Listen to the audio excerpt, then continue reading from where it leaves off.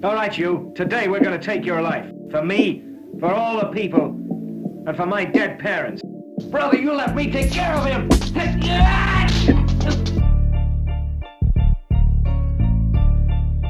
Lady, do you know what happens to anybody who tries to resist us? I know. You will die.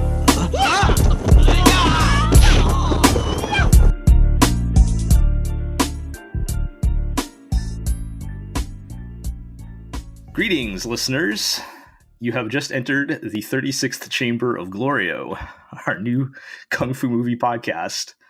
I don't know if that's going to be the actual title, but we need one for now, so I think we're going to roll with that.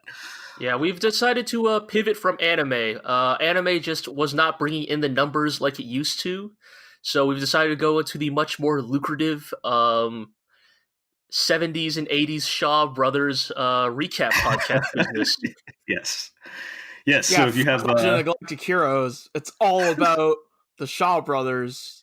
Yep. So if you haven't seen the big announcement, the GLORIO blog is no longer doing anime. We have quit watching or reviewing. All other podcasts are canceled. We are strictly Kung Fu movies now. So but I've got a question. You were never clear on this. Like, does Tokusatsu still count, or only if it's Super Inframan? Okay. Yeah. So maybe we'll talk about that someday. But everything else is canceled. This is what we do now. So sorry, anime fans. Thank you for your support, but we've moved on. Okay, so I guess for a little bit of context, we've been watching a lot of Kung Fu movies over the past 2 or 3 months here. Yes, you could certainly... primarily spurred on, well, there were a couple of reasons, but primarily spurred on by there was a marathon on Twitch recently of the Shaw Brothers movies from the 70s and 80s, which I think, we're kind of familiar with like the 90s on, so like, Jackie Chan, Jet Li, Donnie Yen, that kind of stuff. But I know I personally is not super familiar with kind of the history, like the 70s, 80s stuff. And go ahead. No, go ahead, G.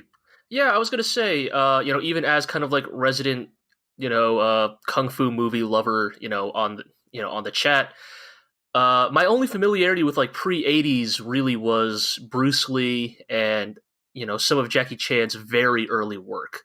Drunken Master 1 type stuff. Yeah, and I guess 36 Chambers, the kind of eponymous, like, this is the kung fu movie to watch, from the 1970s. So I had watched those, but otherwise my familiarity with pre-80s kung fu movies was actually pretty sparse until we decided to embark on this Twitch marathon. Right. And I didn't even connect until we started watching 36 Chambers is actually a Shaw Brothers production, and coincidentally directed by the man who directed this movie that we're going to talk about today. So we basically, I guess how this is going to work is we pick a movie and we're going to kind of walk through the plot, hit the fights, and then just give kind of our overall impressions. And the movie we have chosen to discuss today is My Young Auntie. Which is a hell of a title. Yes. So this is directed and written by, and also starring, Lau Kar-leung, who is I guess I've been learning all of this, but I guess he is a legendary kung fu movie director. And also stars Kara Hui, who plays. Well, we'll go through the 3 stars here. Kara Hui, who plays Jing Dainan, aka the auntie in the title. Lau Kar-leung plays Yu Jing Shun. Most of the movie he's referred to as Daddy by his son, so I've been calling him Pops. Yeah, I've been calling him Uncle, but I guess there's a lot of uncles. So there are a lot of uncles, so maybe it doesn't quite. I've narrowed it down. Technically, he would be nephew in this scenario. I don't know, but yeah, good point. There's we'll get into all that. I've been calling him Pops though. Yeah, and then also starring Shoho as his son Atto, or as he calls himself, Charlie Yu. Yes, and so like we mentioned, he's kind of a legendary director. I learned a lot about Kara Hui, who I guess ended up being a really big name in Hong Kong movies, not just in kung fu films, and kind of impressed. She's been working nonstop since the 70s, even up to like now. I mean, based on this movie, she has fucking acquitted herself quite well in at least this genre, anyways. Some really impressive stuff from her in this movie. But we'll get to that later. And this group would kind of work together on quite a few kind of kung fu classics, I guess. But this was her big breakout role, apparently. So, oh wow, yeah. Speaking of, I just realized while you're introducing their names, have you introduced us, or is that just? Are we not doing that for this podcast? Oh yeah, maybe we should do that. Okay, so look, I'm trying to, as much as we're doing this as a bit. If we're putting this much effort into recording an actual fucking podcast for this stupid joke, we should at least do it properly. So for those of you not familiar with the sounds of our voice at this point, I'm Gel. I guess I'll be playing the role of the old master guy who dies midway through the movie. And so also joining, you may have heard G. Yo. I will be playing the role of... I'm probably the guy who, like, gets a really good fight, like, in the middle of the movie. Like, I'm not the main character. I'm like a one-scene villain who, like, has a really distinctive fighting gimmick. And then I die after that fight, but everybody's like, man, remember that one fight with the dude who, busted out the such and such? You know what you'd be like, G? You'd be like if there's like the main helper guy to the protagonist who sacrifices himself to get the final blow on the I'm like what's his name from that one movie, Big Bro? Yeah, I don't remember which one that was, but right, yes, that one awful kung fu movie that has nothing to do with the one we're talking about now. Yeah, so you'd be setting up Iroh, who's also on the podcast, to get the final blow on the. If anything, I'm the guy who gets killed by the villain in the first 2 minutes. Prove he's a bad dude. Oh, so basically, none of us are main character material. That's problematic. Well, maybe in this movie, the old guys are the ones holding it down. So that's true. I might do well in this one. So yeah, good point.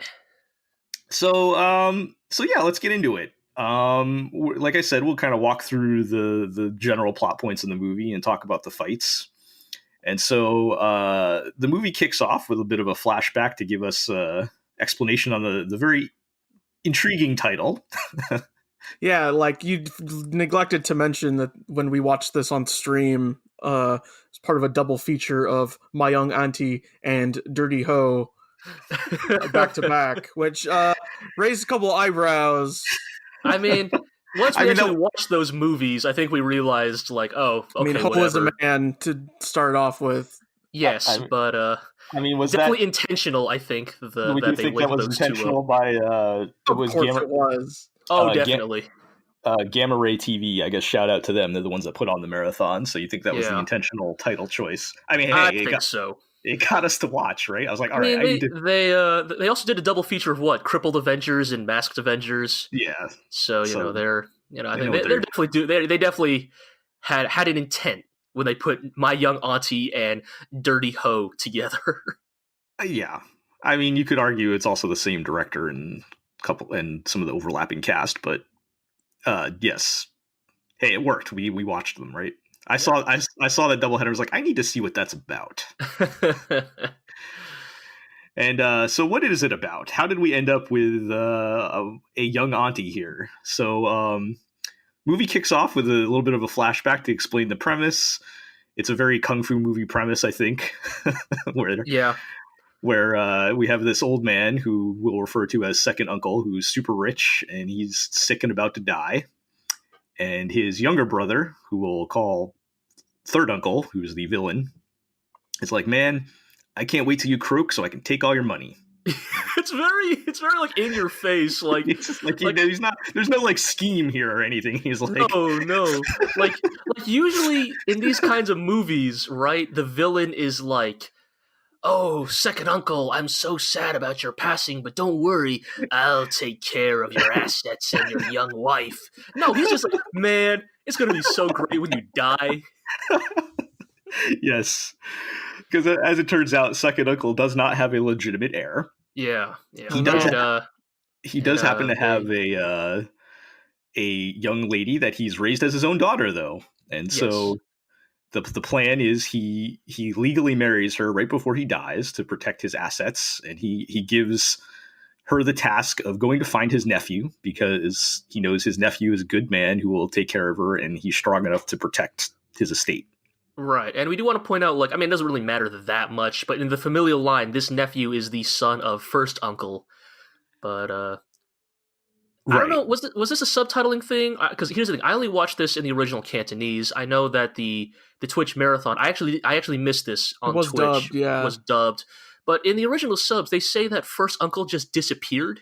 Like, I don't remember because I Like, don't they know if don't that say- was really relevant at all to the plot. So I kind of right? maybe I think blocked that they out, just but- say something like first uncle isn't around, but they didn't say he was dead. Like, they just say he just apparently fucked off and was never seen again. But his son, the nephew in this situation, is around. So Yeah, I got the impression he was dead because that layer of uncles, because we'll talk about the next layer of uncles later. sure, good point. But the second uncle and third uncle are supposed to be like really old because Yeah, as we find out later, his nephew is supposed to be like what's he supposed to be like in maybe his 50s or something like that. Like that's was my Sure, impression. yeah.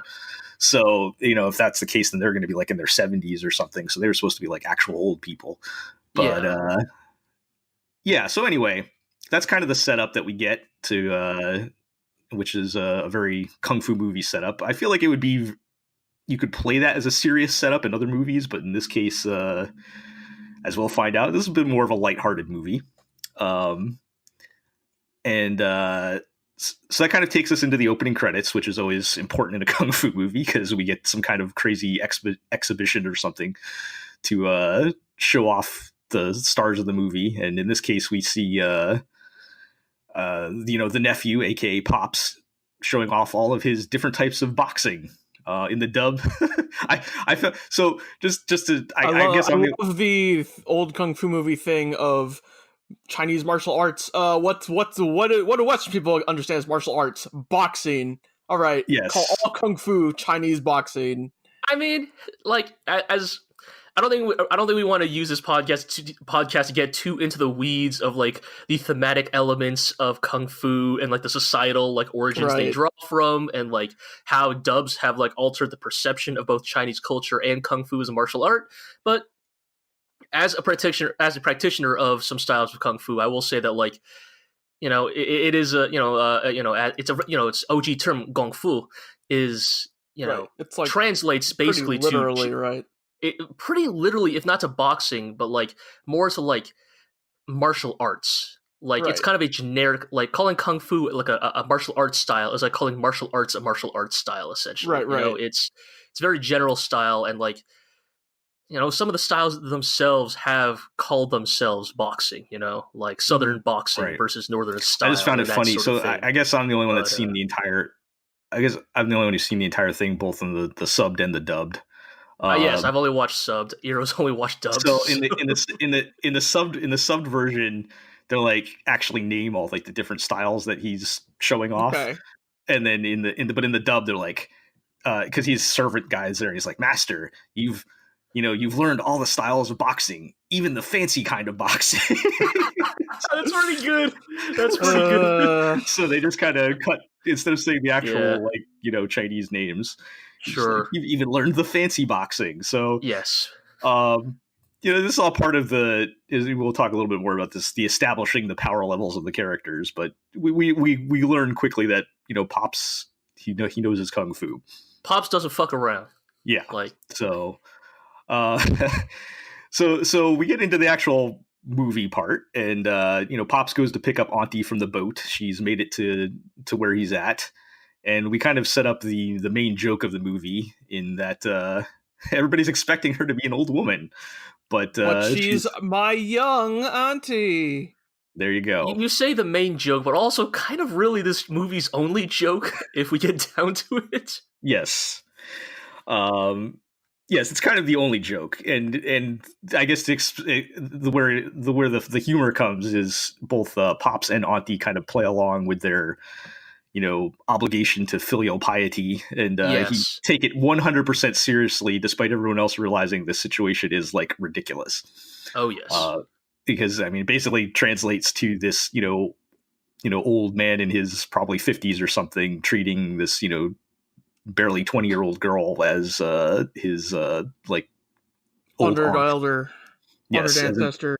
Yes, is his honored elder family member. So yes, but to kind of get into it, again, I just can't help myself. Sorry, but like as somebody who is kind of born in a not super traditional Chinese family, but traditional enough, like. I do kind of love the premise because it very much feels uniquely Chinese. Like even when it's being played as a joke, even when it's being played for comedy, like the premise only makes sense if it comes from a place where their culture like demands this kind of like cultural and societal obligation. It wouldn't be funny if that wasn't already the thing in that culture. Right. Like a Western movie couldn't really do this because like everybody, because the way Western culture is, people would just like, no, that's absurd. Of course, we're not going to we're just going to treat you your age, right? But like in Chinese culture, it's like, oh, like we are taking this pre-existing concept but playing it to its most like comedic and logical extreme. Yeah. Right. I think I guess if you're looking at that as sort of like the, a traditional value, it's also supposed to show that, Pops is the good guy here, right? Like he's so righteous and like, that he's going to uphold this even in this ridiculous circumstance. Yes, I mean, oh man, we could get into a whole fucking spiel about Chinese kung fu movies and like their weird reinforcement of extremely like conservative societal norms. Yeah. But I think on a more serious movie that might be a more interesting discussion. But here it's just kind of a fun yes play on that idea. I mean, they're definitely making fun of it for sure, right. Or they're at least making light of it. Right. So it kind of sets us up for our fight number one here when Pops goes to pick up Auntie, because obviously everyone else mistakes her for his mistress, and clearly they need to be taught a lesson. That's just the rules of kung fu movies, right? Yeah. So they need to be taught a lesson, but it's following classic kung fu movie rules of like, hey, you said like a single slightly rude thing to me, I'm gonna beat the shit out of you. Yes. So that leads us to fight number one, which is Auntie and Pops versus some random street punks set at the harbor town here. And as I mentioned, this is still kind of like the establishing power levels of who can fight and who can't, because that's always very important in kung fu movies. Oh, yes. And we see both Pops and Auntie can handle themselves pretty well. Yeah. This is a very short fight. Again, just kind of showing like half the fight. Basically, Pops is pulling Auntie on a rickshaw, and half the fight, like, they don't even, like, move. They just, like, beat them off without... Like, Pops is holding, like, her luggage and an umbrella, and he doesn't even, like, put anything down. Right, like, Auntie is, like, fighting while sitting in her rickshaw. Like, right. Two dudes are, like, punching her. She just, like, fucking, like, sits up straight, does, like, a double block, like, counters, and then, like, flings them away. One little touch I do like... that I think now makes a lot of sense later in the movies why Auntie would act this way, is that Pops never actually explicitly reveals his kung fu to Auntie. Yes. Like, every time he fights off the dudes, like, Auntie is looking away, and when she looks back, he's, like, playing it off as, like, oh, see, I gave them a stern talking to, like, he, like, double kicks two dudes in the gut, and they're, like, fucking bent over in pain. He's like, look, Auntie, see, they're bowing in apology. Pops is like, you realize here, like, it's kind of like, I'm not going to say subtle storytelling, but it's like, it informs you that Pops is, like, humble enough. He doesn't want to, like, he's not the kind of dude who's going to, like, brag about his kung fu. Yeah, I actually didn't notice that until the second time I watched it. Because it comes up later in the movie where it's clear that she's like, you guys can't fight. I'm going to have to do all the fighting here. And Pops is just like, okay. Like, whatever you say, Auntie. Right, like, even though he's the baddest dude in the movie, he's just like, all right. Yes. Whatever you say, Auntie. Yeah. So yeah, that was pretty funny, and yeah, it was a good, nice little detail there. So yeah, I guess not a lot to say about that particular fight because it's a really quick one and just kind of establishing, that these guys are so good that they don't even have to like give like 10% of their ability to fight off these random street punks or whatever. Right. Interesting too, and I think we will talk about this later. Like, I feel like this is a pattern with Lau Kar-leung's movies that I've seen so far, where the first half is like kind of really slow and not a lot of fights, and then it like picks up a lot later on. So, we get a couple like small little fights, and I guess it happens a lot of kung fu movies. You get a lot of those like small little fights in the beginning, and then like the second half is when it starts really going down. But Yeah, I mean, usually with kung fu movies, it tends to feel like the middle is for establishing the drama. Like I'm not one of those guys who like is going to be, like I definitely bristle when I see people like treat kung fu movies as if they don't deserve to be called like art or film or whatever. But like at their quote core, unquote they real movies. right. A lot of people are like, oh, they don't deserve to be called real movies, But like the thing I will say is like but the thing is like about kung fu movies is that the important thing tends to be setting up the drama. The drama doesn't need to be particularly deep or like well thought out. It just needs to matter in the in the context of the characters and their actions. And I think that's kind of what My Young Auntie does. In addition to its like kind of weird romantic comedy subplot, but that's Yeah, we can get into that later.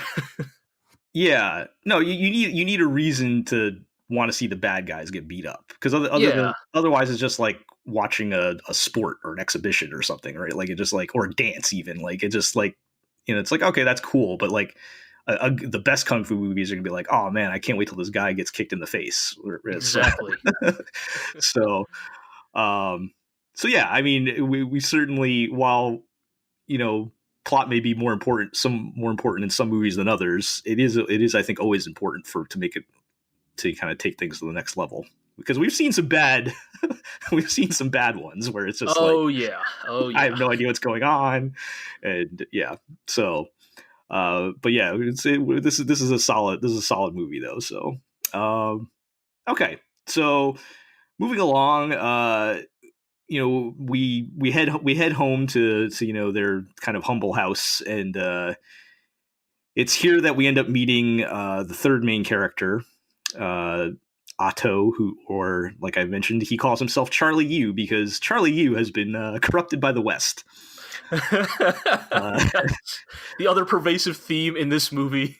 Yes, which is kind of another interesting angle, the kind of concept that comes up. But so Charlie has been away studying English in Hong Kong, and kind of the neatest thing I found switching from the dub to the sub is in the original Cantonese, he's actually like half of his sentences are getting sprinkled with random English. Right, he's just like dropping random English phrases, kind of like almost like anime actually sometimes, Yes. He's just like whenever you get like the like foreigner anime character that yes. like just randomly drops in like English out of nowhere, that's kind of similar to what's happening here. So that's kind of a neat thing that I don't know how you would do that in the dub. They didn't really make any effort to like show that in the dub, but that was kind of a fun thing to discover switching over. But yeah, he's the modern city boy. He's not really that interested in traditional the traditional culture and all that.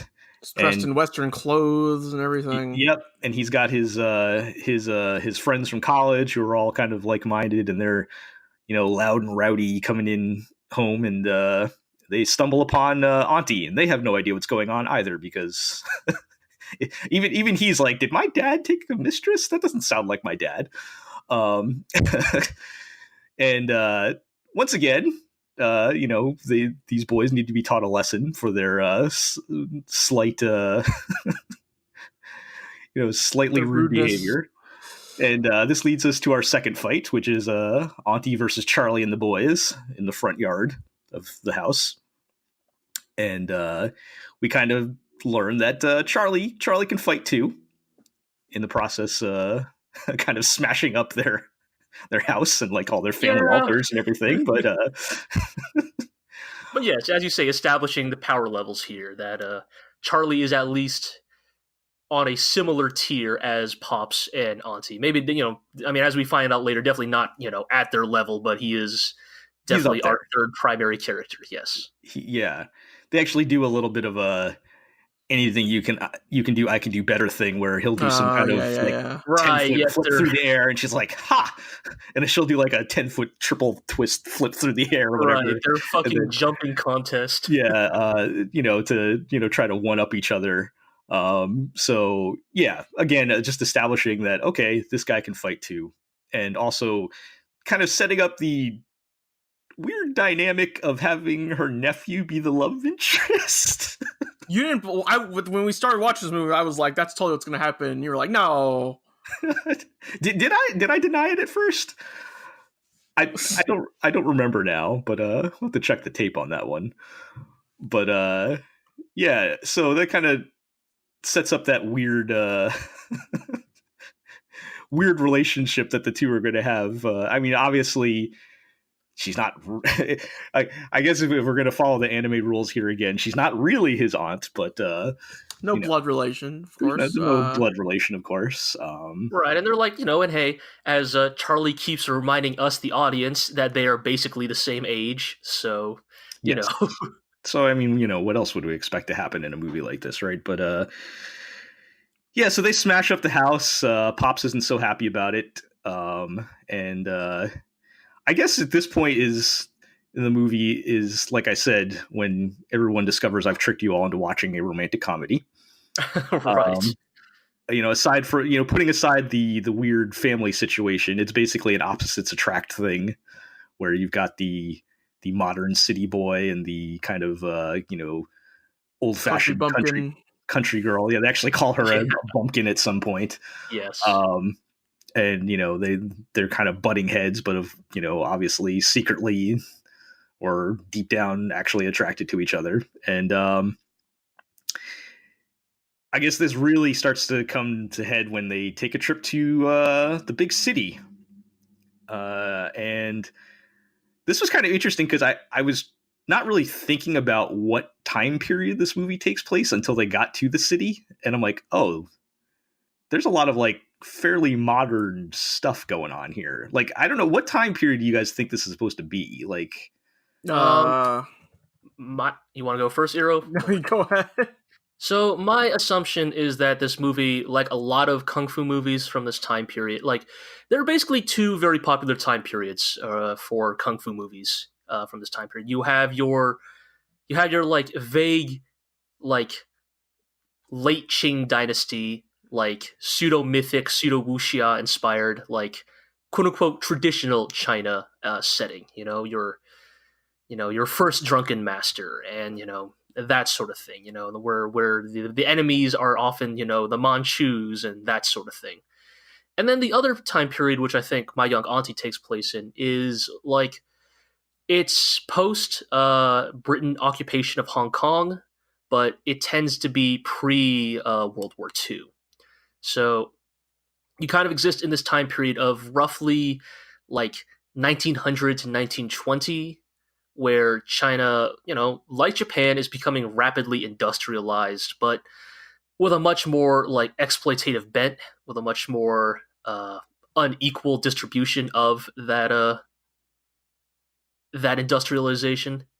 But right. What that gives you is kind of like that aesthetic of like, paper red lanterns next to neon like signs, and men in suits and buggies on the streets next to rickshaws. Right. Wearing my like Chinese robes with a Western fedora. Yeah, exactly. Yes, that's a great point. Right, as we kind of see with the uncles later on. Yeah, but yeah, it's like I mean, I'm not going to get into it here, but I've actually always ignoring the like highly problematic issues with this time period in Chinese history, I've always kind of liked the time period as a good like setting and aesthetic. It's a good look. Like the aesthetic, it's a good look. And I think that if a creator was willing to engage with it, they can also, engage with some very interesting themes and topics related to that setting. But that's for a different podcast. But Yeah. I think that's kind of my guess for like around where this is taking place. Yeah. Yeah, I think my biggest clue was they actually see a car. and Yeah, like a car from it looks like a car from the 30s. I don't think this movie is supposed to be in the 30s because that's actually getting pretty late. Uh, but I yeah, mean, more realistically, that's probably just a car they could get their hands on. right. Like, So that's what like I'm the real thinking. Shaw Brothers were not exactly like this kind of like Yeah, hugely expensive, extravagant productions. They yeah. So, but I mean, the fact that there was a car puts us in the 20th century, right? So, right. It's meant to identify at least the century. yeah. Yes. So, yeah, I think it's supposed to be more in like the 1910s to 20s somewhere. But yeah, it is kind of it's like we were saying, it's a neat look at the very least. It's with sort of the asynchronous, styles, the East and West clashing and all that, which comes up quite a bit as in this the next couple sequences here, quite literally actually. But so Auntie and Charlie go to the big city, and Auntie, being the country bumpkin here, is very much impressed with all the modern stuff going on. And it kind of leads us to what I think is, I guess, ends up being sort of the visually iconic scene of the movie, where she buys this. I don't know how she buys it, but I guess if she has second uncle's money, she can buy whatever she wants. But she buys this fancy dress, and everyone starts gawking at her, and Right. She also you gets a know perm and high heels. The whole nine yes, yards. she gets the whole setup. And like the movie style complete so makeover. Charlie doesn't even recognize her at this point. And this leads to her having to beat off a bunch of men in the street, obviously, because that's just the way things go. So we have fight number 3 with Auntie and Charlie versus various street gawkers here in the big city streets. This, of course, somewhat recurring theme in this movie, where Auntie keeps getting handicapped, which is kind of disappointing. Yeah, I wonder if like that's. I mean, I don't know. There's a lot of factors at play here, including like gender dynamics from this time period. But there is definitely kind of this pervasive feeling of like, oh, Auntie could totally beat up all these people, but this time, Batman had kryptonite, or this time, like she's wearing high heels, or whatever. Yeah. Well, that's an interesting conversation, because I've seen other movies from this era where the women are just total badasses and are completely unrestricted by this nonsense. And even with this particular actress, like I'm thinking of she was in 8 Diagram Pole Fighter. Yeah. Did pretty well in that one. So it might just be the story they're trying to tell here or whatever. But yeah, I mean, it is kind of unfortunate, particularly for the reasons in this one, because oh no, she's got high heels and a tight dress, and how can she fight these these dudes in the street?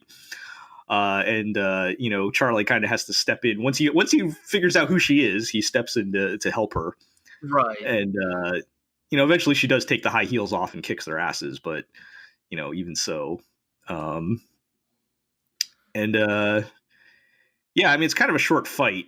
But again, just kind of they do and they have a little more of their kind of one-upsmanship, as they're these guys again are no match for their level of kung fu here. But I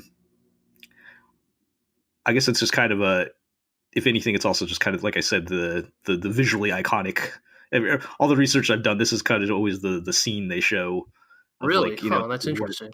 Of like, this is what the kind of one of the more unique scenes. Although I think the most unique scene is going to be coming up next. So, as far as the fights go, so sure, yeah. Anyway, so they get into the fight. The cops come and everything, and they have to run away. And Pops they come home, and Pop sees Auntie all beat up and everything, and Charlie gets in trouble again because you need to look after your elders. Charlie isn't so happy about how he keeps getting the blame for all this. So, including one scene where he's literally beating an effigy of her. It's pretty funny. He's like giving a speech to like his like other like college student buddies about like tyranny and shit, like while beating up this straw effigy. And then, but then luckily his two friends, fucking James and Robert, show up with their guitar. With their guitar, right? The dude just has the guitar fucking slung over his shoulder. So I'm so disappointed he never fights with that guitar. It's very disappointing. I thought they were setting that up. Well, guitars are not really a great weapon because you basically get one shot and you're done. Yeah, but at least give us that. Yeah, that should have been smashed over somebody's head. Yeah, exactly. But yeah, so his buddies come around to cool him down, and instead they come up with a more elaborate plan to a needlessly elaborate plan to humiliate Auntie by inviting her to a fancy masquerade ball party where she will clearly humiliate herself by not knowing how to dance Western, style or whatever. And this leads to a very odd sequence of events that includes an insert song. Yeah, I mean, like, this director seems to like pointing musical numbers in, like, Bad Monkey Kung Fu also had a bunch of musical numbers. He's a man of many talents, apparently. Yeah, I guess it's just like when you come from 36 Chambers, like, you expect that his other movies to be like much more of that kind of like that style of, somber, serious kung fu movie, right? I mean, I think you started to see like migrate towards a goofier stuff, right? Well, I mean, also it's like, I don't think this is the I don't think this is the podcast to get into it yet again, but like I think there's definitely something to be said about like how like everybody looks at Jackie Chan as like, oh man, like Jackie Chan's great because not only does he do great kung fu movies, but they're also very funny. But like, there's a lineage of that. It turns out there's actually a really long lineage of just comedy. Make that up himself, right? Like being an intrinsic part of like kung fu filmography. I mean, even Bruce Lee himself kind of engages in a bit of it in some of his movies. Yeah. Like, so there is kind of a tradition here of like slapstick, and I think it's because slapstick is such a physical form of comedy, so it translates well to kung fu. Definitely, like kind of being in the DNA of its history. I mean, I guess so. The legend goes with Drunken Master 2, which is Jackie Chan's arguably best movie or one of the greatest kung fu movies of all time. I guess Lau Kar-leung was the original director of that. Yeah, and then they didn't. He didn't see eye to eye with Jackie, and Jackie ended up taking over for like the final sequence of that. But, yeah, and that's very interesting because I think, for better or worse, I think history goes on to validate Jackie Chan there because the final fight in Legend of the Drunken Master is fucking. Yeah, I have to wonder. Talk about Young Auntie here, but like, man, the fight at the end of Legend of the Drunken Master is fucking legendary. Perhaps it is. I guess it's almost like a kind of a. I don't know if you want to. Maybe it's like too convenient to say, sort of a passing of the torch thing, but like we might as well kind of mention this here since we're on the topic. But with Lau Kar-leung's style, like I find it's not realistic at all, but it's very nice to look at. Like it's very flashy and acrobatic, and very well choreographed. There's a lot of like really cool synced up stunts and stuff like that. Yeah, but there's a lot of strong physicality to it and a lot of good coordination. That yeah, and go ahead. No, go ahead, Hiro. So I was just gonna segue into how also this fight has all that and lots of good props.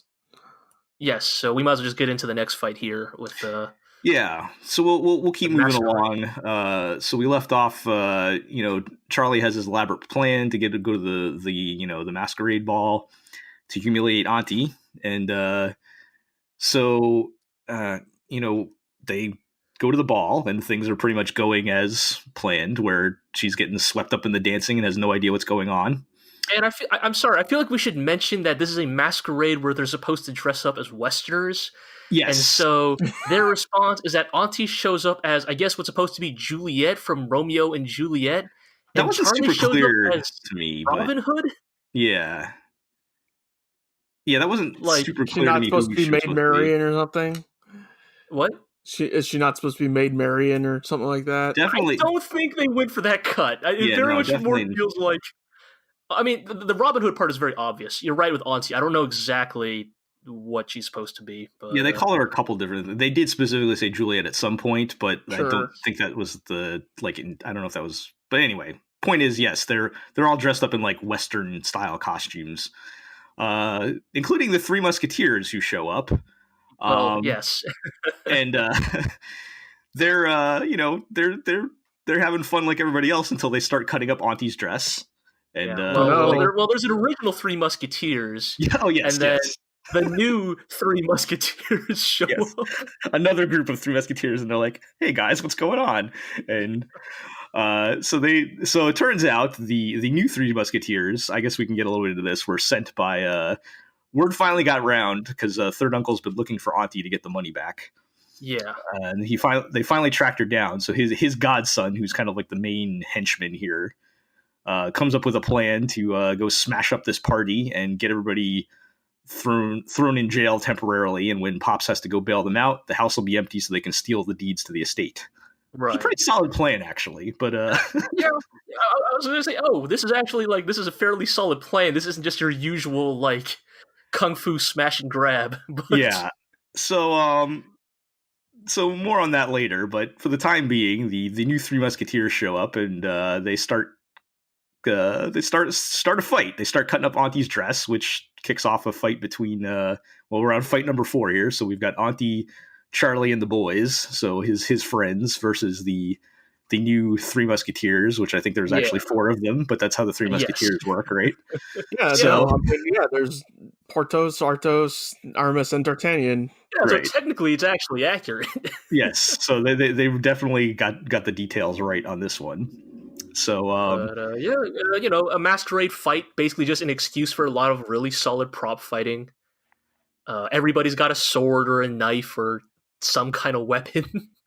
Yeah, I felt like this was the point where the movie like really starts kicking off more so action wise. Yeah, definitely. Like this is a pretty solid fight with a lot of kind of visually interesting things. Like, there's a lot of like fencing swords and stuff like mixed in with the kung fu and the as I put in the notes, the looming specter of Western imperialism. Yes. There's a part where Auntie is like, I can't fight unless I have a Chinese sword. Yes. And there's a pretty good part where then everybody like looks to the left and says, "Prop department, Chinese sword." they throw her a Chinese sword from the balcony. She starts kicking everyone's ass with a Yes. So, I don't know how intentional of a message was being sent there, but it seemed to fit. I think they're playing it for laughs mostly. Like, there's a part where, like, Charlie, like, whips out his weapon, and it's, like, a 2-inch knife. And everyone's like, you're going to fight with that? He's like, well, this is what Robin Hood would use, so... Yeah. There's definitely this element of, like, Charlie's character that is throughout this movie is that this dude, I think, is never quite taking the situation at hand that seriously. But also, his kung fu is good enough that he doesn't have to. So, right. So, just a really visually interesting fight. There's a lot of stuff going on. Pretty unique, and it's just a lot of good solid action too. Like some good choreography and like it's a big crowd fight, and those are like really difficult to do. Like honestly, because. Some of the wide shots and stuff, like the coordination you need for that is just crazy to think about.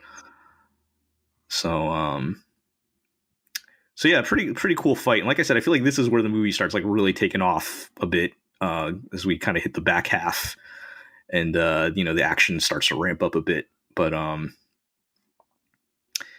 so as intended, the party gets smashed up.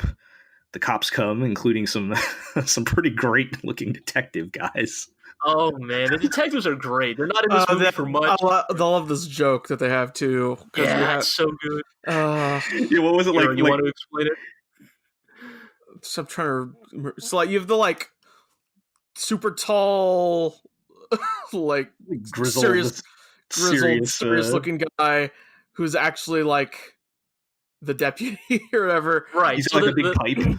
He's got the Yeah, big pipe. yeah, like bald dude, big mustache, like really grim looking dude. You know, he's got the whole thing, like the trench coat and everything, and he's like walking up to the lineup of like all the people they're arresting, and then he's like, "I'm the deputy detective," and then the camera pans down, Right, like just like pans Danny down DeVito looking motherfucker. yeah, to another bald detective dressed almost exactly the same.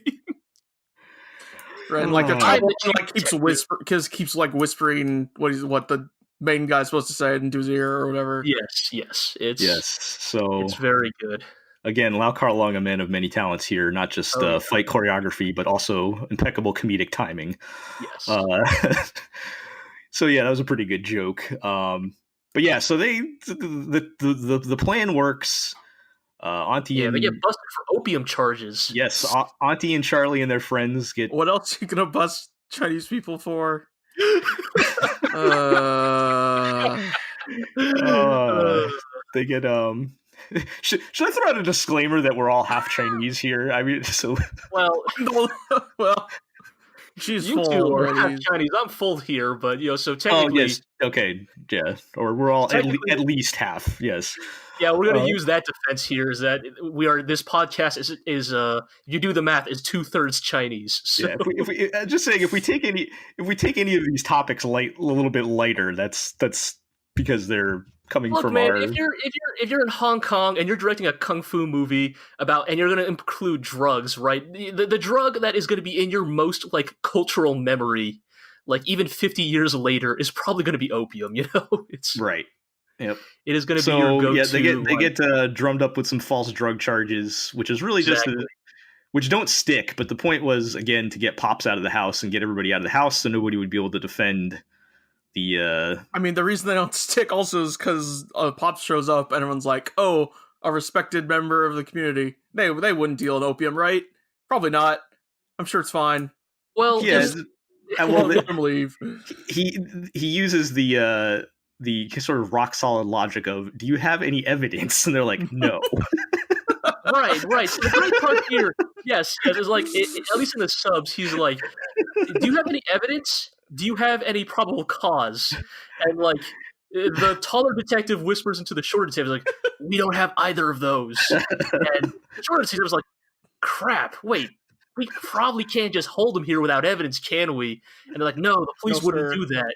And I'm like, "Oh boy." Yeah, so a rock solid legal defense there. But that aside, it didn't matter because Third Uncle and his goons were able to retrieve the estate, and they now have the will and all the documents and everything. Well, then they just need at this point need Auntie to sign it over to them. So yes. So they head home and figure that out, of course, and immediately they're like, "Let's go fight!" Right? But the they don't feel like I forget exactly what happens. I think Pops warns them that Third Uncle's actually pretty strong here. So this is the part where they say his kung fu is powerful. Yeah. So this is the part where they assemble the Uncle Squad. Right, because they three alone can't, take on Third Uncle, but if we call Fourth Uncle, Fifth Uncle, Sixth Uncle, yeah, basically. Well, so these uncles are Pops's brothers, right? That's right, how that works. So this is like they're actual uncles. Yeah. So these are like the right. So this is like the next level down, and so but the again nephews. they're all technically Auntie's nephews. So they also second nephew, third nephew, fourth nephew. Right. So they all treat her with the appropriate respect. Right. There's this very funny bit where like there's this very funny montage where they are assembling the squad. Right. Like they're going throughout town, like recruiting the uncles from all their like weird little professions. Right. And each time one of them meets Auntie, they just like fucking without batting an eyelid. They're just like, "Oh, you're the Auntie. Okay. Like, oh, honor to you, Auntie. Honor to you. Like how are you doing, Auntie?" Also, Third Uncle's a dick. Yeah. Also, yes, they're like, right. They explain the scenario like, "Hey, third uncle stole the deeds." Like, is Just third what uncle I still ex- up to his just what I bullshit? expect from third uncle. Right. Yeah. It's like fucking everybody knows fucking third uncle is this fucking selfish prick.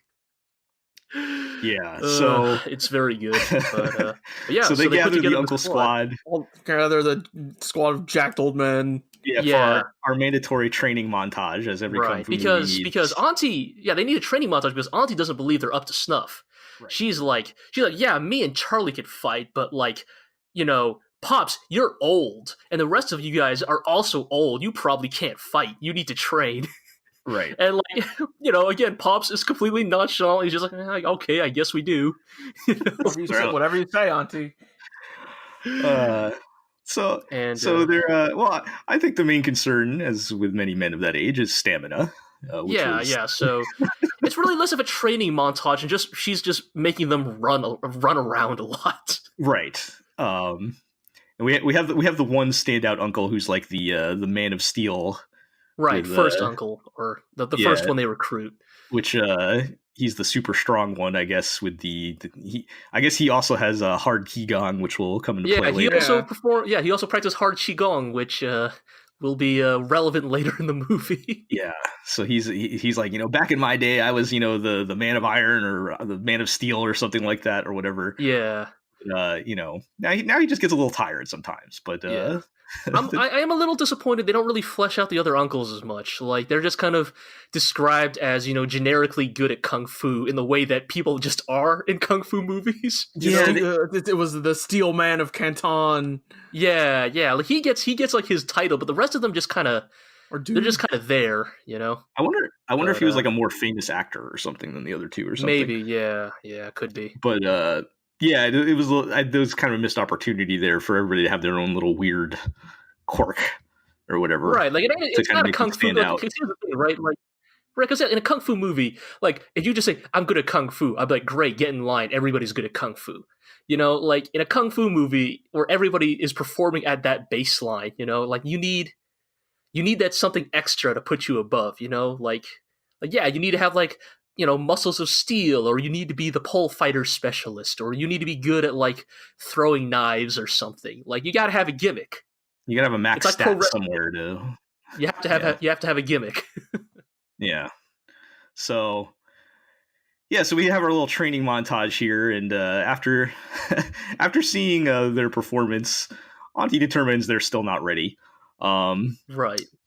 After our Man of Steel guy ends up gasping for air on the floor after running around for too much. She's like, but it turns out actually both her and Charlie determined that the Uncle Squad is not ready. So right. So we get this great bit of fucking Charlie sneaking out of the mansion dressed in like military fatigues and a helmet and like everything, like the whole 9 yards. Yeah. I mean, prop department, bring me the military gear. Yeah, and fucking. But then, but he runs into Auntie, who is dressed like a fucking ninja. So yes, yeah, they both had the same idea to sneak out alone and get the deeds back by themselves. But they decide to team up. I do love Charlie's explanation in the subs where she's like, "What are you dressed up as?" And he's like, "Oh, well, you see, back in Hong Kong, when anybody goes on a hike into the wilderness, like this is what they wear." On full military. I'm like, military fatigues. Sure, dude. Yeah. So so we have Ninja Auntie and Private Charlie now, who sneak off into the night to steal the deeds back, which leads to a rather elaborate scene where they find that third uncle's front yard is like totally full of traps. Yes. So some very elaborate ones, considering I assume people have to actually tend to this garden. Yeah. Yeah. I feel sorry for the gardener who has to take care of that place, because we'll find later as a joke. Apparently, they turn the traps off during the day. But oh yes. somebody still has to set these up every night, though, right? Like yes, yeah. So it's the typical step on the bridge and arrows shoot at you, or blades coming out of the scarecrow type of stuff, or like sharpened bamboo spikes coming out of nowhere.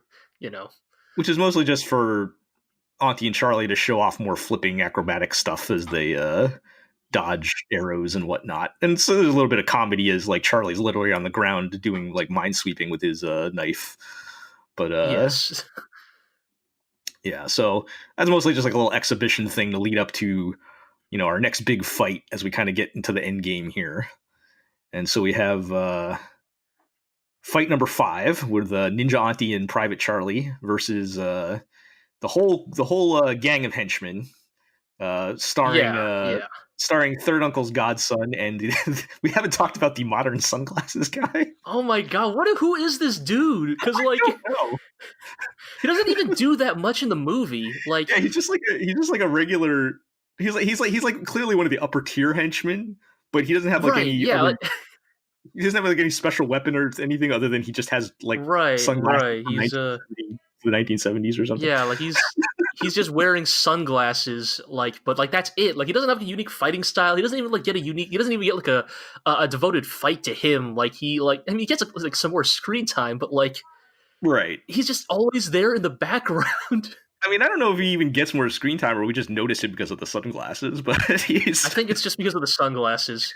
Like, yeah, I'm sure the rest of those henchmen are all in all those background scenes, but we just don't notice because they're not wearing sunglasses. Yeah. And of all like the quote unquote main characters, I think the godson guy is probably the worst of the fighters. Like, he does fight, but he doesn't. He's definitely the worst of the fighters, especially compared to his henchmen who show up. Yeah. And anytime he fights, anytime he fights the main cast, he just gets his ass kicked. Yeah. But he fights a little bit, but he's not like super relevant to the. Yeah. But I really like this fight. It's kind of another really big crowd fight. Like we talk about like how like Auntie was always getting hamstrung, and I feel like this is the one place where she actually gets to show off. Like, oh, actually, Auntie don't fuck around. Like. Right. Like, Auntie is beating the fuck out of these henchmen, along with Charlie as well. Like, they're like, doing all that good, like, like trading opponents back and forth, flips and shit, just good ass fighting. I would say even in this case, Auntie does not unsheath her sword until the very end. And it's like, okay, when she unsheaths her sword, it's like, okay, you guys are just like done. But she's also trying not to kill anybody, which I guess if that's also no. But they're like kicking ass until, in proper kung fu fashion, Third Uncle shows up, and Third Uncle shows up with his two heavy hitters. Yes.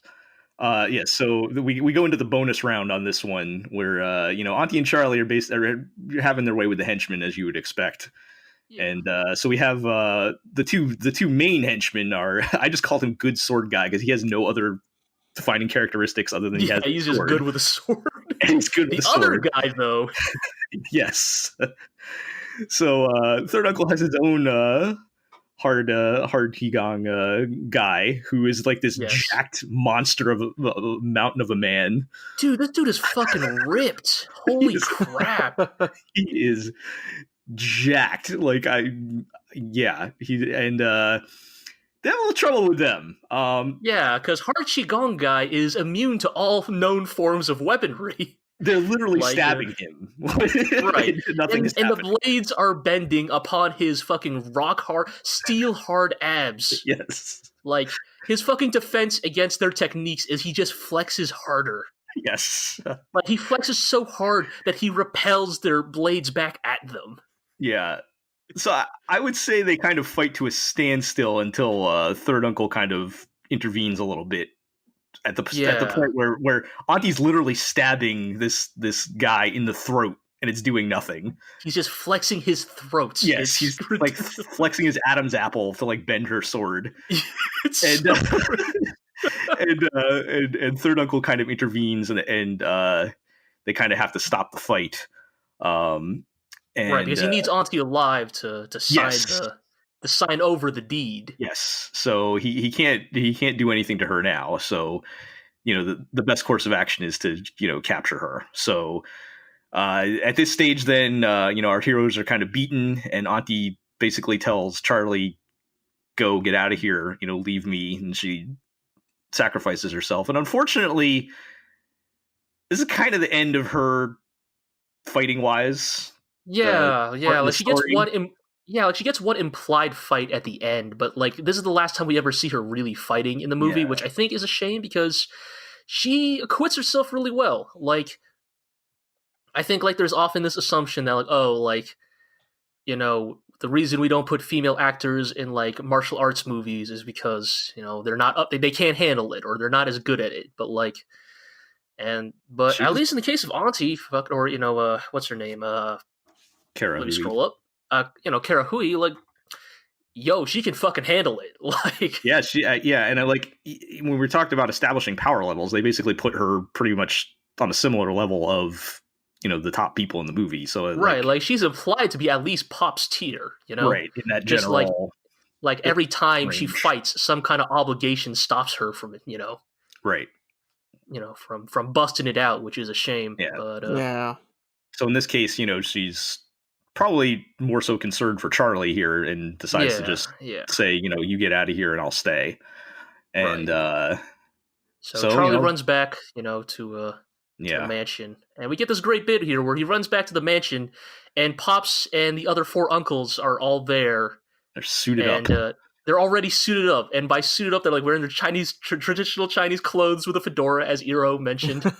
Like, it's a great look. Charlie's like, what are you guys doing here? And they basically just say, we knew you guys left. We knew you guys went over to like a third uncle. You're back here because Auntie probably sacrificed herself to let you escape to come back to us.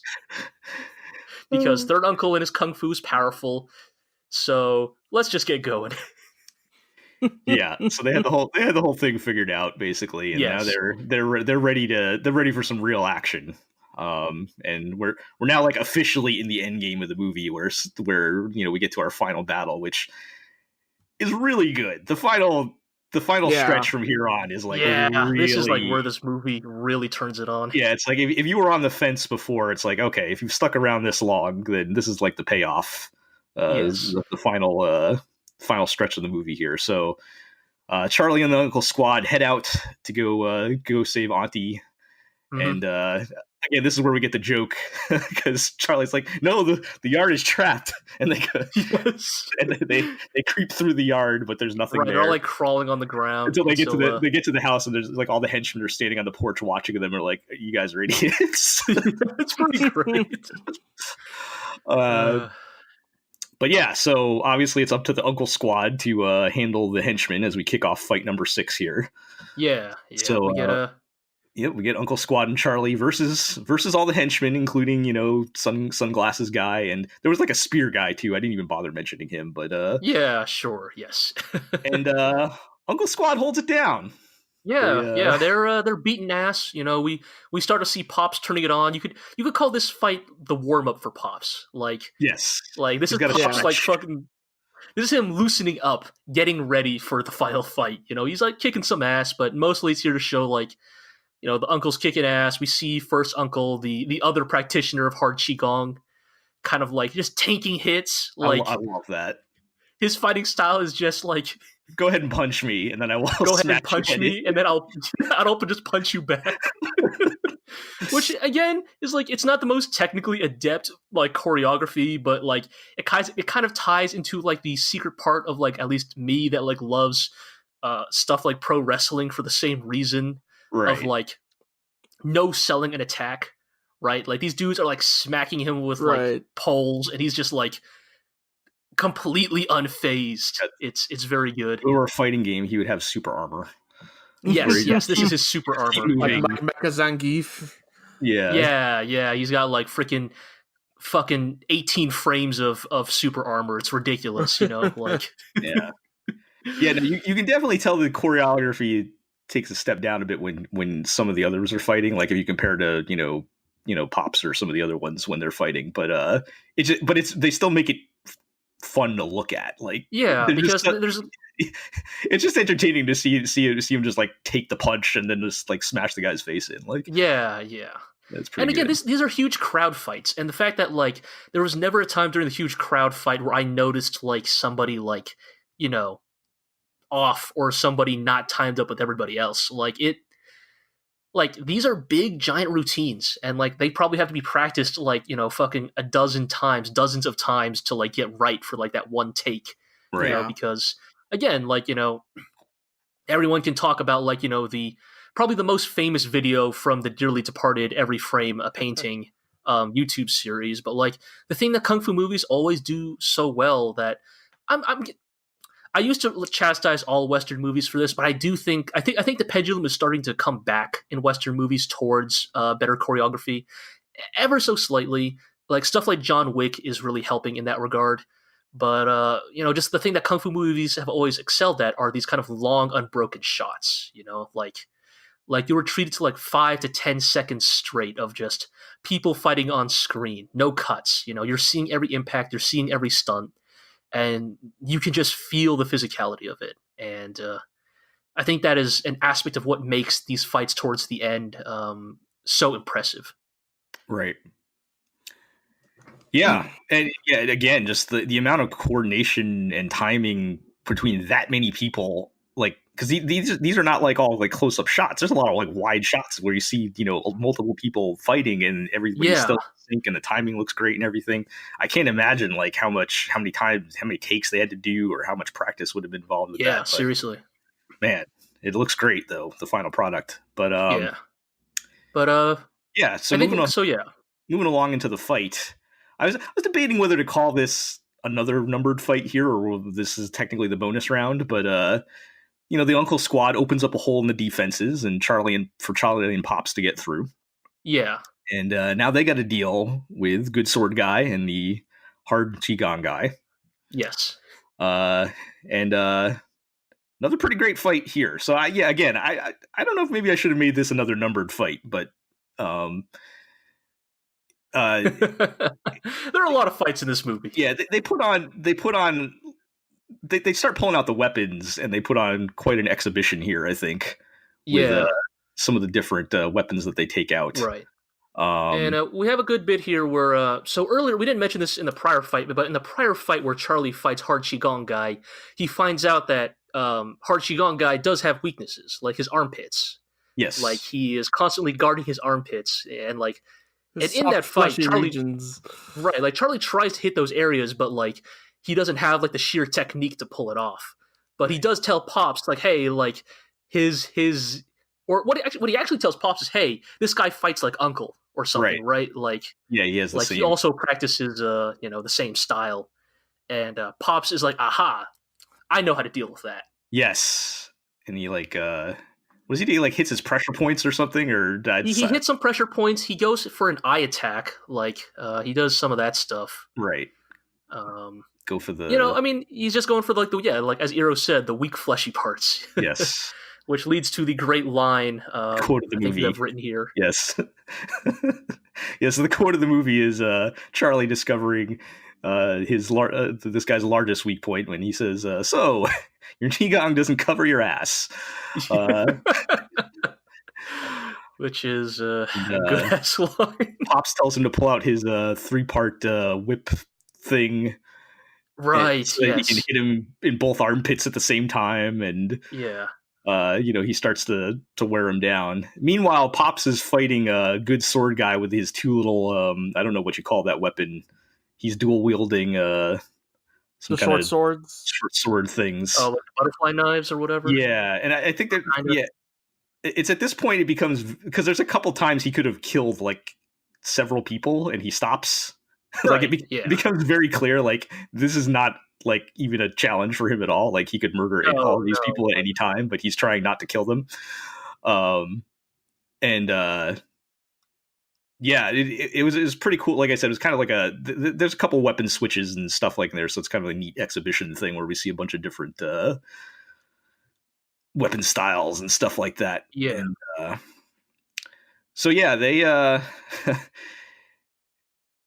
they they're dealing with they're dealing with the 2 big guys here, and finally the fight with Third Uncle comes around. Which is, they fight their way into the inner courtyard. Yeah, they work their way into the inner courtyard, and it's time for the final showdown. And so we kind of get set up for our final set of fights here. So we have basically the father and son duos against each other. So Pops and Charlie versus Third Uncle and his godson. And it becomes pretty clear, like we already talked about, Godson is no match for any of them. But it becomes pretty clear that the guys are the top tier in this movie. Yeah, it becomes quickly apparent that Charlie is not the one meant to win the big fight at the end here. Like, there's a great bit where Charlie is taunting Third Uncle, where he's, man, look at this old man. He needs his son to help him fight, which, maybe missing the irony of the situation. And so Third Uncle is like, Godson, stand down. I will beat him myself. And then Charlie's like, all right, Dad, you stay back. It's time for the new generation take over. Yeah. And tries to fight Third Uncle and gets pretty soundly beat here. Yeah, they kind of switch up. So like Godson also tries to take Pops, but we already knew how that was going to go.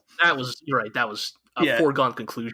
and both sons get their asses beat to the point where it ends in a standoff where both the dads are going to castrate the other one's son. And they're like, all right, let's call a truce here for a minute. Yeah.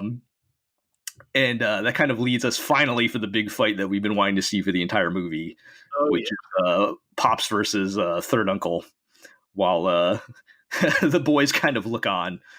And this very much turns into a my dad could beat up your dad situation. Yes. Where so they're like fighting each other, and then the kids are like, see, that's my dad's special technique. And then there's like, whatever. Pops hasn't even revealed his final technique yet. Yeah. I mean, Charlie's kind of like a kung fu nerd throughout the whole movie, where he's like, "Oh, look at that style. That's the whatever." Yeah. And that's a good point. Yeah, and it kind of culminates in this part where he's calling out all the different stances that his dad, all his dad's fancy boxing, because at this point Pops is unloading all the fancy boxing. Yeah. Pops is bringing it out in this fight. Yes. It is, man. This is a good ass fight here at the end. Yeah, it's a solid. There's not really even like too many tricks. Like there is some of like the states changing and stuff where there's like, but like it's just like the two dudes beating the crap out of each other. But it's a solid no gimmicks fight. It's like it's like every good kung fu movie needs at least one fight where it's just like no gimmicks, no tricks, just pure good kung fu. Right, and the best man, may the best man win. Right, and. Yeah, it's at some point it does become pretty clear though that Pops is the better man here, and it kind of leads to probably the coolest moment in the movie where he's apparently not above using his nails because he rips. No, man, this freaking attack is cool as fuck. Like I'm not like just from like a kung fu trope standpoint. Like I mean, obviously like blah blah blah tire slash attack or whatever. Like the one that just goes all the way down the length of Uncle's arm is like. It's one of those things where it's like obviously that wouldn't probably really work in real life, but like in a kung fu movie, like with the kind of tropes it plays in, it's a really cool like final technique because it's so visually distinctive. Like, right, the describing it really wouldn't help, but basically like fucking Pops catches Third Uncle in a hold, like puts both of his hands like around the entire length of his arm, like with the nails in, and just like scrapes all the way down to his wrist, like rips the flesh off his arm, basically. Yeah, it's a mean ass, but like a really distinctive technique. Yeah, and that basically disables his arm. Yeah, and like, he's like, give up, Uncle, you're done. And Third Uncle's like, you still haven't beaten this hand. Puts up his left hand, which I always love. I always love when when a guy doesn't give up just because he's one arm down. And then fucking Pops, man, Pops is so goddamn confident he can win this fight. He fucking ties one of his arms into his belt sash so that they keep fighting one arm against one arm. It's so good. It's pretty great. And I mean, there was the confidence, but also I think they're still trying to show that he's still trying to show respect to his uncle or whatever. I mean, as much respect as you can give to somebody who you then proceed to fucking like dislocate their elbows. Right.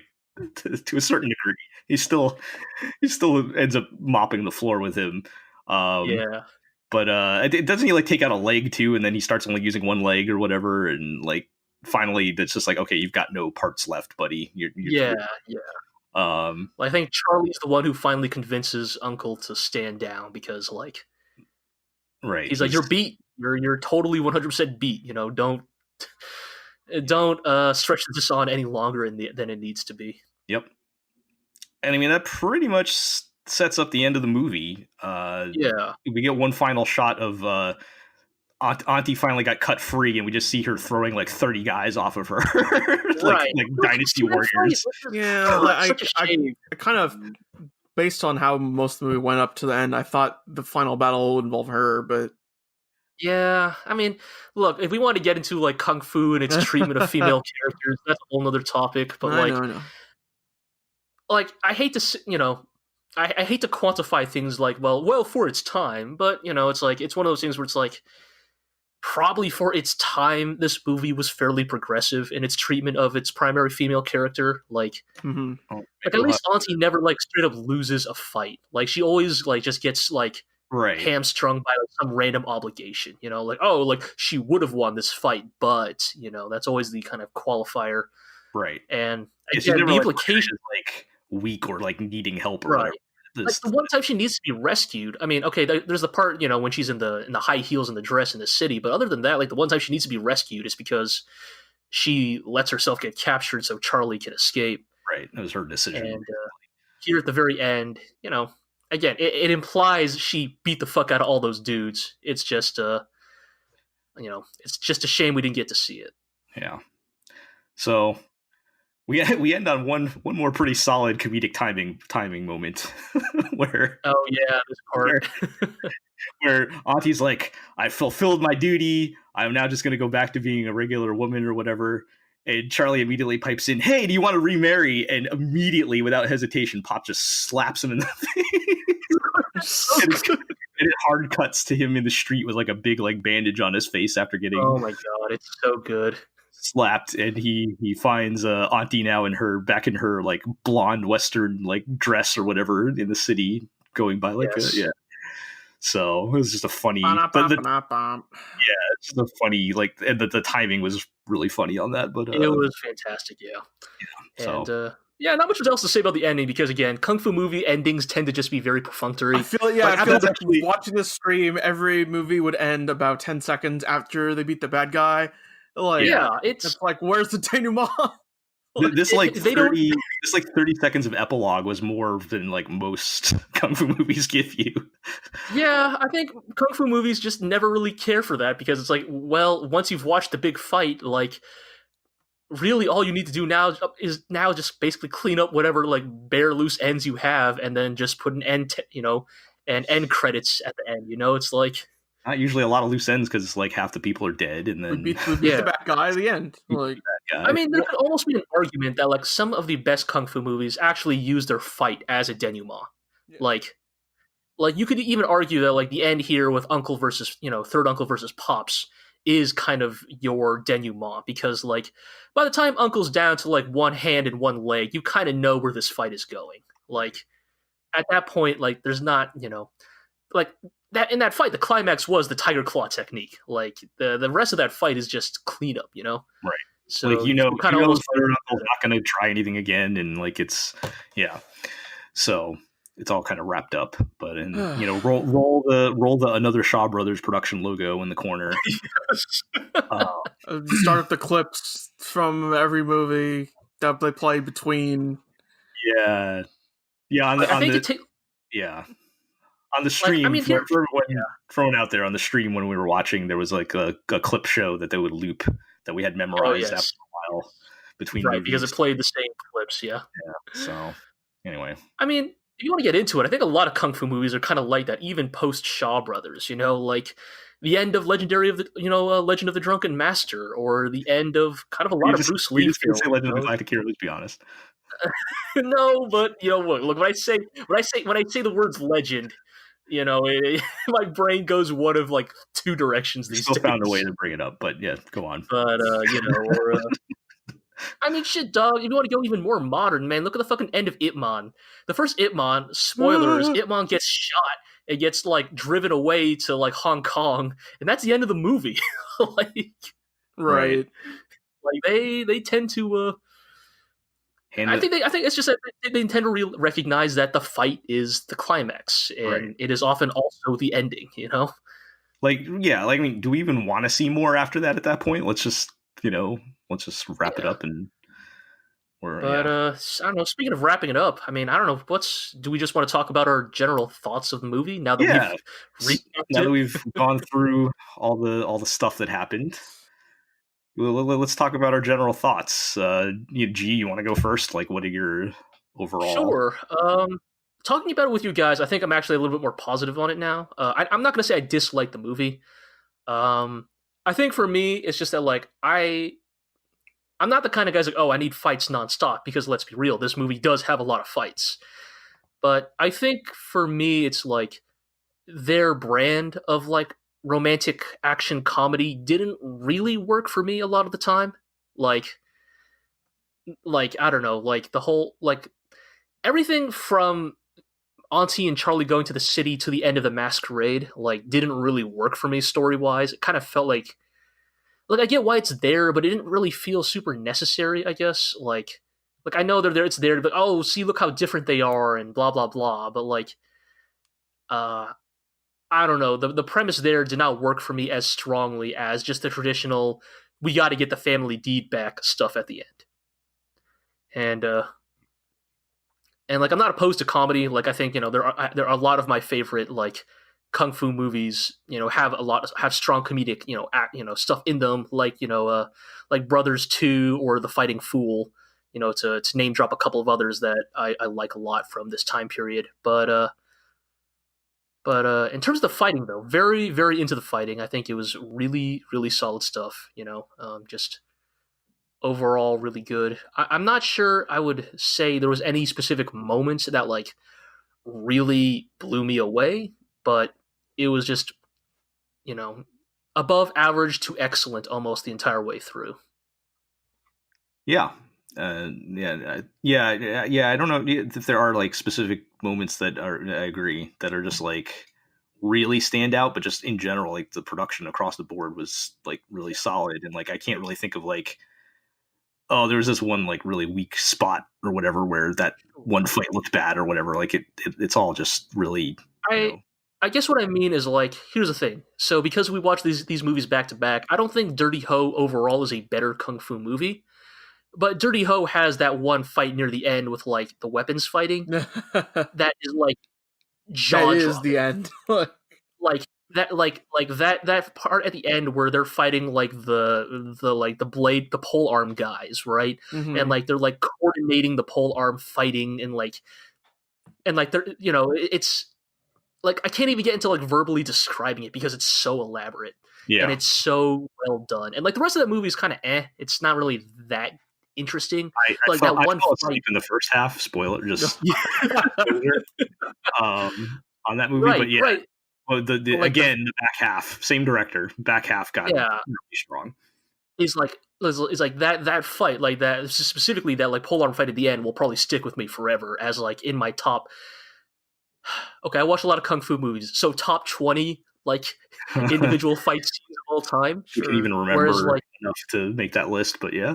Yeah. Whereas like I think My Young Auntie I would rank higher as an overall movie, but no fight scenes specifically, like maybe other than the Tiger Claw move at the end, really stands out to me. Right. I feel like I've seen a lot of kung fu movies that had better kung fu fighting in them, but like I enjoyed My Young Auntie as like something that had a story to it, had like a through line, even if like the narrative wasn't actually that great and it didn't really take its various themes to a real conclusion. It's like compared to a lot of the stuff that we were just watching back to back to back on the stream, it was like, oh, this is coherent and fun and enjoyable. Yeah, I agree, Ira. I think you have a point there that if nothing else, like, or not if nothing else, but to its credit, My Young Auntie at least has like a coherent through line through its narrative. Whereas a lot of kung fu movies, you can tell that they're clearly just struggling to find an excuse for people to fight here. Right. And like, I mean, this movie does it too occasionally with the whole like, but like, hey, you said something rude to us, so we're gonna beat the shit out of you. But like, that's just inherent to the genre. But you're right in that the events of the movie, they make sense. They connect to each other well in a way that I think a lot of kung fu movies and a lot of Shaw Brothers movies don't necessarily do. Yeah, I think I enjoy. I'm on the anime side of things. I'm always the comedy guy, right? So like I like comedies and romantic comedies and things like that. And you see comedy applied to kung fu movies fairly often, but like I felt like this was just felt a little bit different between the combination of, you know, it being a romantic comedy and then also with like the setting, you know, that like the whole like masquerade ball thing, I feel like is something I've never really seen before.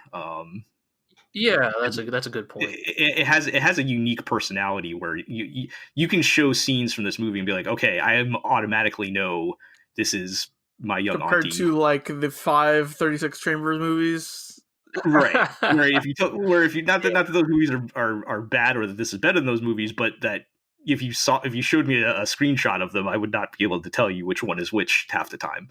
Right. I mean, for better or worse, a lot of kung fu, just a lot of kung fu movies and a lot of Shaw Brothers movies. You know, I mean, how much of this is because it's the same actors, the same props, and the same sets? Yeah. Like, there's definitely that feeling of like, oh, which one of these like vaguely medieval? Which of the 5 Venoms movies is the good one? I might not be able to tell. I might not be able to tell the difference between this and The Lady is a Boss, which is another one I have to watch. But which of the like 3 or 4 one-armed swordsman's movies is the good one? So yeah, I appreciated that aspect of it, and just the kung fu movie parts were really solid. You know, if they weren't, you know, the best, they were at least like, you know, really good and fun to watch. I know he, you know, this particular director has been out of the marathon of Shaw Brothers movies we were watching. His movies have been my favorite. I think definitely. I mean, without question. I think, he's kind of been a step above a lot of the other ones. Yeah. So, yeah, good stuff. All right, so I think that's gonna do it then. Where can our listeners watch My Young Auntie? Yes, other than on a Twitch stream that's no longer running. Yes, so we'll touch on that. So let's get to our housekeeping then. So you can watch My Young Auntie on Amazon. I'm diving for. Oh wait, not yet. So it's available. It is available on Amazon Prime Video. So if you have Amazon Prime, then you already have access to it, and you can watch it for free. They have the original language with the subtitles there. You can also. The DVD is apparently still available, which has the dub if you really want to go that route. I think that's the version that was streamed, right? Yeah, so I think that's what we had watched originally. Dragon Dynasty or something. So, you know, you can still get the DVD even, but yeah, so you can watch that on Amazon. It's also that and a lot of the other Shaw Brothers movies are on Amazon as well as on YouTube movies, I saw. So like I think you can either buy or rent there for pretty cheap on YouTube movies. I don't know how YouTube movies works or if it's any good, but it is a thing that's there. So you know, again, I'm not going to say most people, but a lot of people already have Prime, in which case you can just watch it for free. So that's probably the best way to do it. Right. Okay. So there's that. As far as us, you can read all our content. You know, we're clearly not doing anime anymore. Right. You're going to read all of our kung fu content now at theglorioblog.com. You can follow us on Twitter at theglorioblog. You know, like, comment, subscribe to the podcast on all of our various places that we are at, like Google Play, iTunes, Spotify, Podbean, or just, you know, subscribe to the RSS, whatever you want to do. And also on YouTube. We post everything on YouTube, so you can subscribe there as well. And yeah, that's going to do it. Thanks, everybody, for joining us for this first episode. And I guess we'll catch everybody next time. Did we really just record? This is not really an April Fool's joke anymore, because we just kind of recorded 90 minutes in entire earnestness about a kung fu movie. Podcast. Like, they could have just watched the movie, dog. Like, yeah, and the amount of time they spent listening to this, you could have just watched My Young Auntie. So I mean, you guys have gone out to 90 minutes on your podcast for 3 episodes, so technically you could also watch Legend of the Galactic Heroes in the same time that you guys talk about it. Well, how do we get tangents about Henry Kissinger? Yeah. So, all right, that'll do it. Thanks, everybody. Thanks, bye. My job is done. Judy's finished. I can die now. Brother! Brother!